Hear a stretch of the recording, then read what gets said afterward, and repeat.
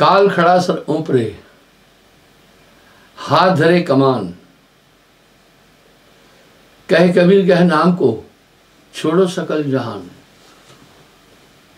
निसंदेह मैंने कल भी इस विषय पर बातचीत की थी। मनुष्य अपनी तरफ से कुछ नहीं कर पा रहा है। मन लेवे, मन देवे, मन नाचे, मन गाए, मन हंसे, मन रोए, मन का है ये सकल पसारा। पर ये मन से आने वाली तरंगे वेरी सीक्रेट है। यूं देखने में आता है मनुष्य कई बार कुछ गलतियां करके बाद में पछताता भी है,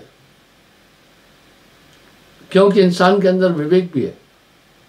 पर ये बड़ा शक्तिशाली है। 5 तत्व, इंद्री सब मेला, ये सब आए निरंजन चेला। सब ये निरंजन के अधीन है, उनका कथन स्वीकार करती है। इसलिए मनुष्य समझ नहीं पा रहा है।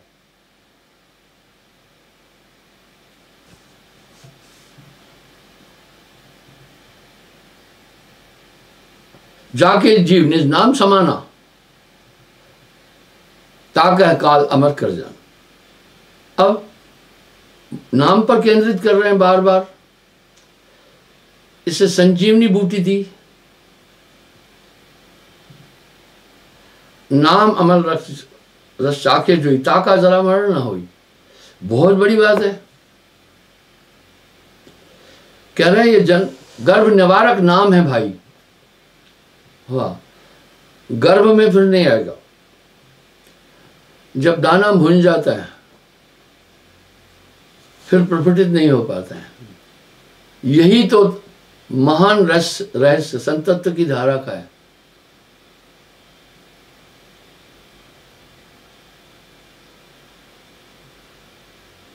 जब हम रहे पुरुष के पाहे माही, का कहो कोई दूसरा नहीं। ऐसे रहस्य को सुनकर लोगों ने कबीर साहब को कहा, जहां से आया वहां से बोला। कह रहे जब मैं परम पुरुष में था तब और कोई था ही नहीं।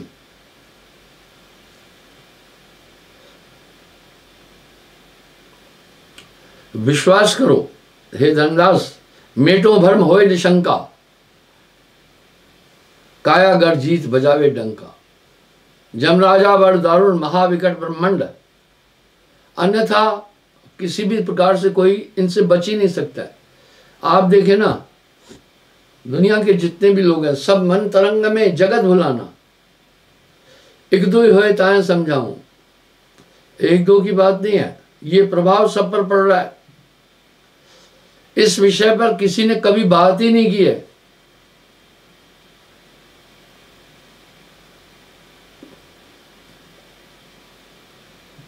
जब राजा दरुण महाविकट ब्रह्मांड, ताके डंका सुनते ही भय माने नवखंड। मन को कोई देख न पाए, नाना नाश नचाए। बड़ी विकट स्थिति में जीव फंसा है। गाहे बजाए ये दुनिया के लोग इतना तो स्वीकार कर ही रहे हैं कि हम मन और माया के अधीन हैं, लेकिन इस पर आगे चिंतन ही नहीं है। क्या इतना भर कहने मात्र से हम संसार सागर से छूट जाएंगे? नाम खड़क दृढ़ राखा हो, गहो सुरत संभाल। इसका हमला ही आपके कंसंट्रेशन पर है। बस इसे ही संभालना, ये इसके बिना जा ही नहीं सकता है। आपकी सुरती पर असवार हो जाता है ये, और दिन भर ये दुनिया की चीजों में घुमाता है। मैं लोगों से एक प्रार्थना कई बार कर चुका हूं। आप जब ध्यान में बैठे, एक ही लक्ष्य लेकर के बैठे। वो लक्ष्य ये हो कि मैं एकाग्र होना है।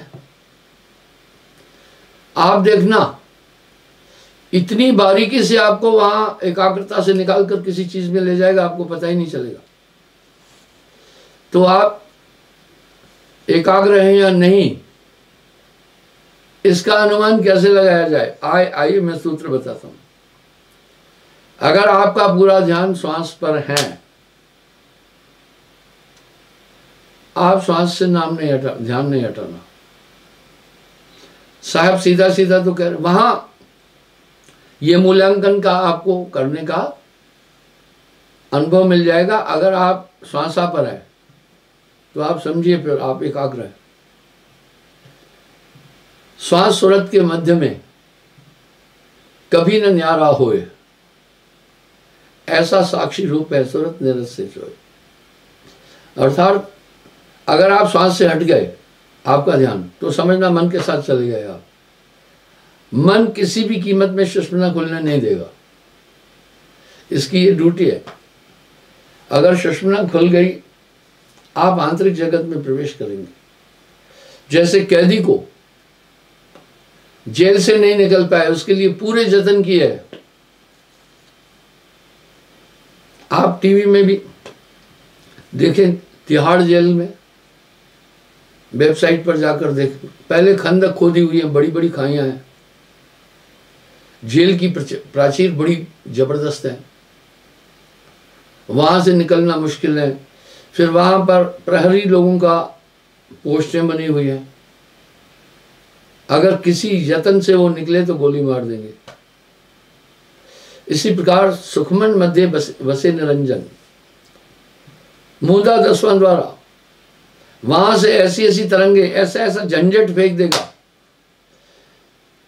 जिन चीजों को से आप व्यथित हैं, पीड़ित हैं, या जिन विषय में उलझे हुए हैं, वो थोक में घुमा घुमा कर आपके सामने ला देगा। अनचाहे आपका ध्यान वहां से हटा देगा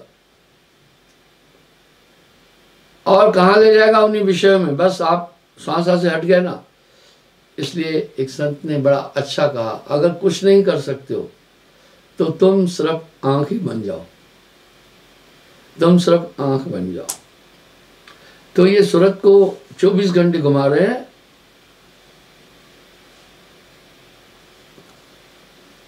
सूरत समावे नाम में रहे न जम के बांध, जहां नाम तह कालगत नहीं, बिना नाम सब काल की छाई।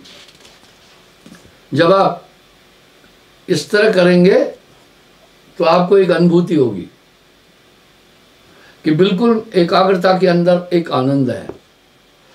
एकाग्रता का ये अर्थ है कि मन की पूरी प्रक्रिया रोक देना। तभी तो यहाँ साहब कह रहे हैं ना, तन थिर, मन थिर, वचन थिर, सुरत निरत थिर होए, कहे कबीर उस पल्क का को कल्प न पावे कोई।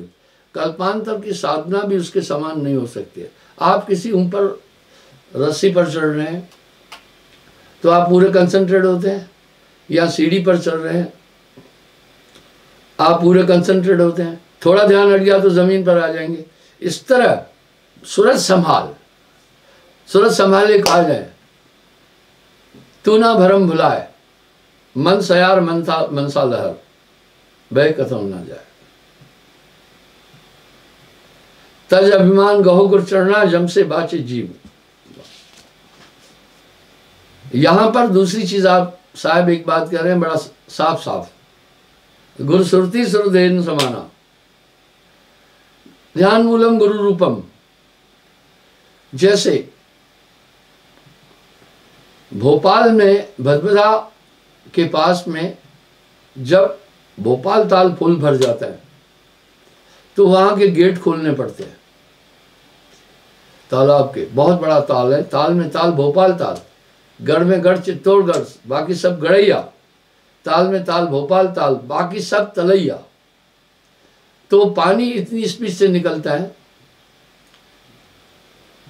जब पानी स्पीड से निकलता है कितना भी बलवान आदमी हो वो संभल नहीं सकता, उछाल कर दूर फेंकता है। वहां जंजीरें हैं। कुछ शौकीन लोग फिर उस समय जब वहां खुलते हैं तो उन जंजीरों को कमर में बांधते हैं। अब जब वो बह नहीं पाते, फिर उनको ये हैबिट पड़ जाती है। मैं आपको उदाहरण दे रहा हूं। एक दिन मैं नल में, हमारे देश में एक वृत्ति है, जो गर्म पानी है वो बाईं तरफ से आता है, जो ठंडा पानी है दाहिने तरफ आता है। मैं थोड़ी सर्दी थी, गर्म पानी से हाथ धो रहा था, इतने में एक फोन भी अटेंड कर रहा था मैं। मेरा पूरा कंसंट्रेशन फोन पर था। आप मानेंगे इतना 100 डिग्री पर पूरा पानी गर्म हो गया, लेकिन मैं वहां हाथ धो रहा हूं तो भी धीरे धीरे मेरे हाथ ने उस उष्मा को करने की ताकत को संग्रहित कर लिया था। इस तरह से इनिशियल स्टेज में आपको सुमरण बहुत कष्टदायी लगेगा, लेकिन यहां साहब एक शब्द बड़ा बेहतरीन कह रहे हैं।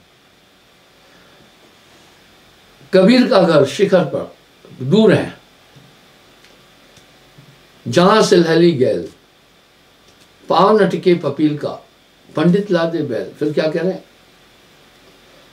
कबीर का घर दूर है, जैसे लंबी खजूर, चढ़े तो अमृत पावई, गिरे तो चकनाचूर। बस अगर आपकी सूरत वहां है, वहां आपको एक सहारा मिला है। अब आप जैसे वो जंजीर से बंधा है, पानी उसको बहाकर नहीं ले जा पा रहा है। इस तरह नाम की प्राप्ति के बाद आपको एक बहुत बड़ा सहारा मिला है। वो सहारा सुस्पष्ट है। पहले तो आपको बुरे कर्मों से बचा रहा है, दूसरा आपका ध्यान उस दिन के बाद संग्रहित है, कुछ तो है। पहले आप पूरे शरीर में नहीं रह पाते थे, आपकी सूरत इधर उधर दिन भर घूमती थी। अब आप चेक करना, आप हाजिर रह रहे हैं। तन रहते मन जात है, मन रहते तन जाए, तन मन जब एक रहे तो हंस कबीर का है। कभी सुरती कहीं होती है, श्वास कहीं होती है, शरीर कहीं होता है, बस सूरत संभालना। तो प्रारंभिक स्थिति में आपको ये काम जटिल भी लग जाएगा, लेकिन जब आपको हैबिट हो गई, इसके बिना रह ही नहीं पाओगे। क्षण सुमरे क्षण भीसरे, ये तो सुमरण ना है। 8 पैर भी ना रहे, सुमरण सोई का है। अगम पंथ है विकट अपारा, तासे कबो न होवे पारा। बोला ये काल पुरुष का जो जाल है बहुत जबरदस्त है, कोई भी इससे बाहर निकल नहीं सकता है। निरंजन गोष्ठी में मैंने कई बार उसका उल्लेख भी किया है, पर बचियो एक उपाय नाम द्वारा।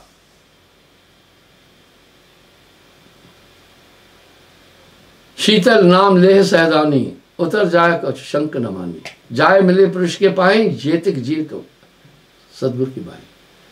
करे हे धर्मदास, इसमें शंका ही नहीं है।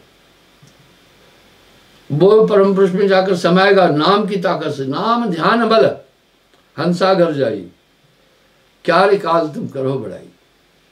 अब यहां आगे साहब एक कह रहे हैं, सुरत परम होए गलतान। गलतान का मतलब है मिल जाए,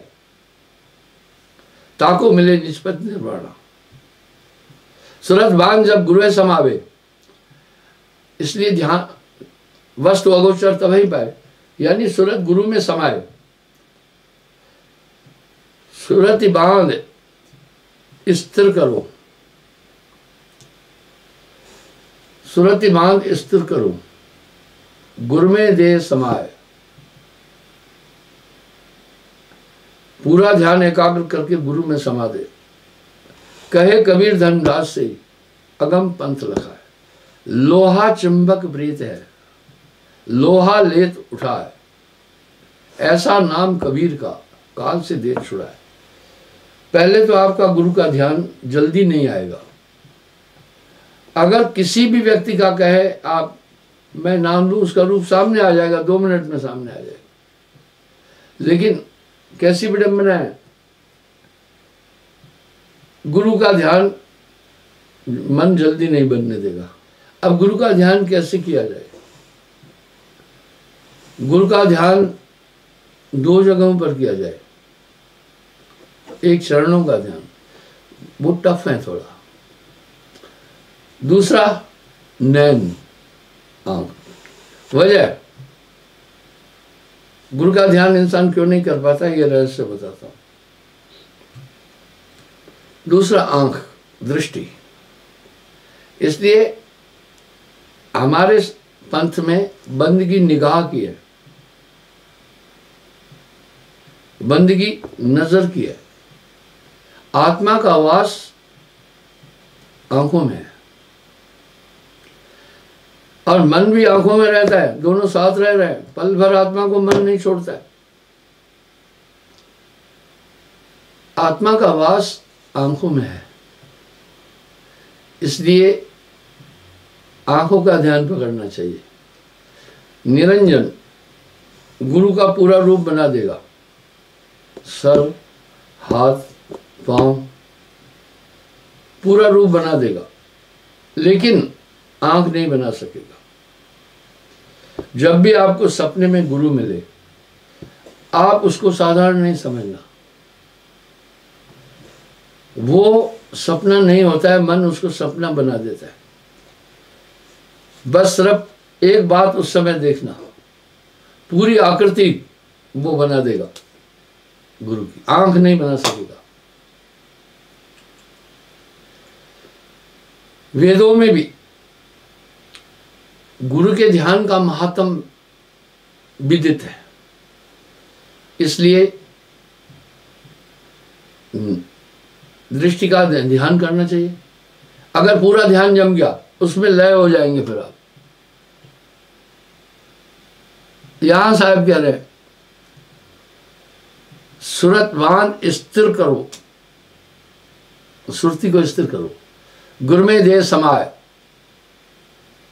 कहे कबीर धर्मदास से अगम पंथ लखाए।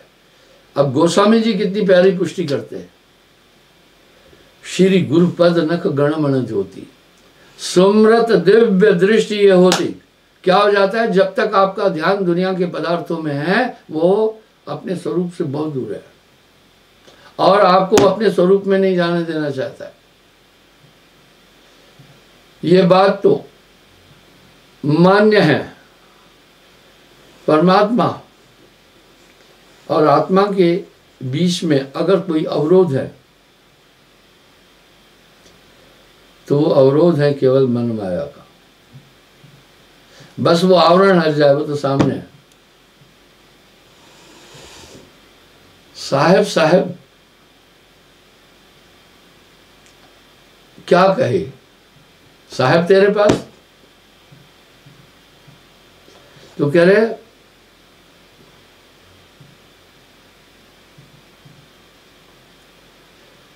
सब तज रहे रहन ठहराई और चाड़े सब लोग बढ़ाई।